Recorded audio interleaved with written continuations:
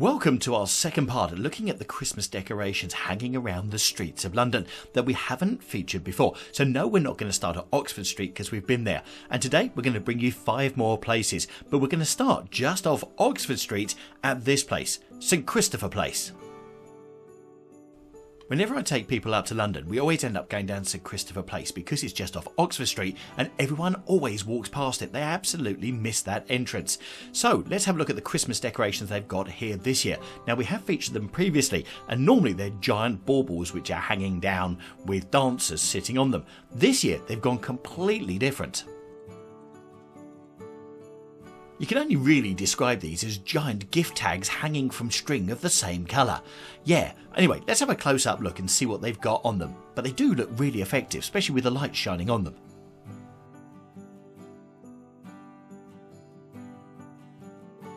If you're thinking of coming down to St Christopher Place, the entrance to it off Oxford Street is almost opposite the other side of the main Bond Street tube station entrance. And the great thing is, you've got little boutique shops down there, plus you've got lots and lots of cafes and restaurants.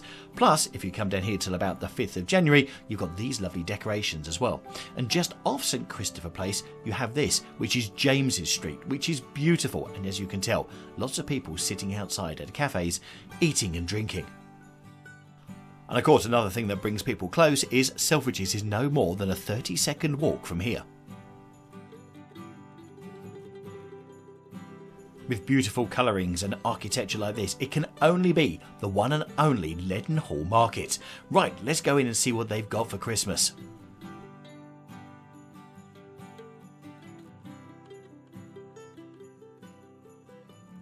Leadenhall Street is just one of those places that's bustling all the time, as it's got bars and pubs for people to meet at, plus it's got little restaurants, and also it's got little boutique shops as well. This year there isn't much up in the way of Christmas decorations, apart from this big tree. Now, what I really liked about this big tree is the lights regularly change colour. You were looking at the tree thinking, it hasn't changed yet, Steve, what are you talking about? There you go! And it's got all sorts of programmable light functions that happen, so it's worth just standing here and taking it in. Which, interestingly, lots of people were doing.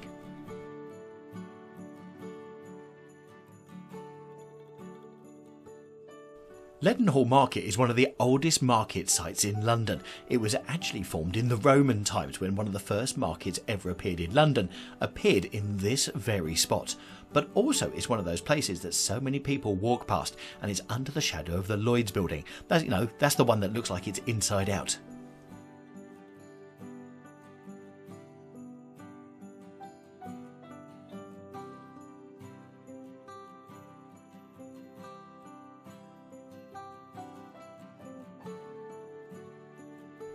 So this is Leadenhall Market. Now let's go to another place with another big tree, and another place in London that really hasn't been discovered that much. Yep, we're going over to Coal Drops Yard, just behind King's Cross Station.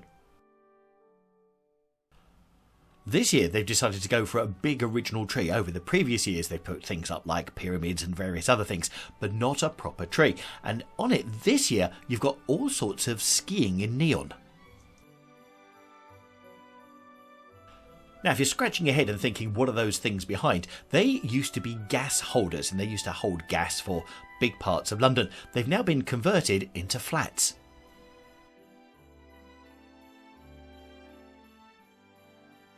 Coal Drops Yard is just one of those amazing places. It's by the Regent's Canal, and as I said, it's behind King's Cross and St Pancras stations, and it's well worth a 5-minute walk from those stations to get here, because not only have you got lots of places to eat and drink, but you've also got quite a few shops as well.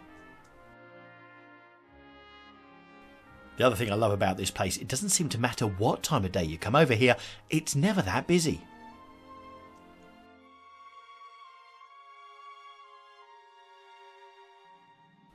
We go from a couple of places that really are undiscovered to a place that's been well and truly discovered. Yes, we're underneath the London Eye at Westminster. This year, adjacent to the Jubilee Park, which is right by the London Eye, they've taken all the trees and they've put different coloured lights. So you've got alternating red and green lights as you walk all the way down to the road. And what we're actually looking at here, these lines that are in front of us, are the big cables that hold the London Eye up and in place. If you're walking down the South Bank, to see the London Eye at night is always fantastic with its sort of purple colours, and sometimes they have it set to different colours depending on what events are going on. But then they've put the Christmas tree in this glass area where the cables are to really make it quite festive. Now the London Eye operates from 11 o'clock in the morning to 6 PM at night, so if you hit the South Bank after 6 PM at night, it actually stops moving, and also the pods aren't lit up, so actually you get some really beautiful views of the London Eye from the South Bank. Right, let's continue our walk, and as you can see, just the effect of these trees as you walk through it are absolutely beautiful. Now, if you're coming over to the South Bank during Christmas, don't forget you've got the South Bank Christmas market that's on. It's got food and it's got drink and it's got huts selling various things. Not only that, there's some great places where you can get some pictures where you've got trees with not so neon lights underneath, so another great place there. The Christmas market is situated right by Hungerford Bridge, which is the next bridge along from Westminster Bridge. But if you're standing on the South Bank and looking across at Westminster, it's a great photo opportunity to get Big Ben and the Houses of Parliament all lit up at night. For a final place we want to show you in this video is over at Grosvenor Square, and this is the Ever After Garden. So in this garden across the square they have 20,000 laminated roses, and for a minimum donation of £10 a rose you can visit and you can dedicate one of the roses to a loved one that you'd like to remember over the festive period.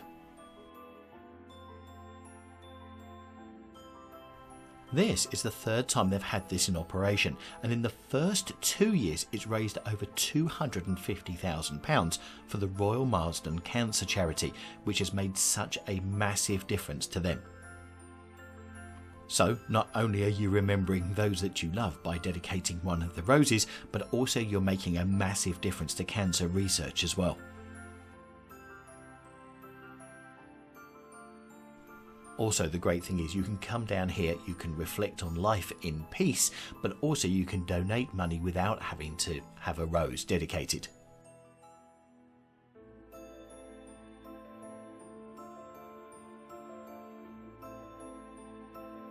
I've got to admit, coming down here was probably one of the most moving things we've done this Christmas, so I look forward to coming down here again next year, donating and just making a bit of a difference. But just look at this, 20,000 illuminated roses. Incredible.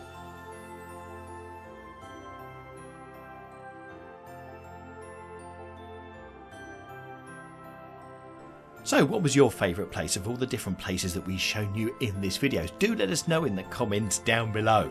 Right, hope you've enjoyed this video, and if you like the fact that we're over in Mayfair, which is where Grosvenor Square is, and you haven't seen our video on the Christmas lights that they have in Mayfair this year, which are rather spectacular, then I've put a link to our video up in the top right hand corner for you, and that's the video you need to see next. So if you click on that, I'll see you in there.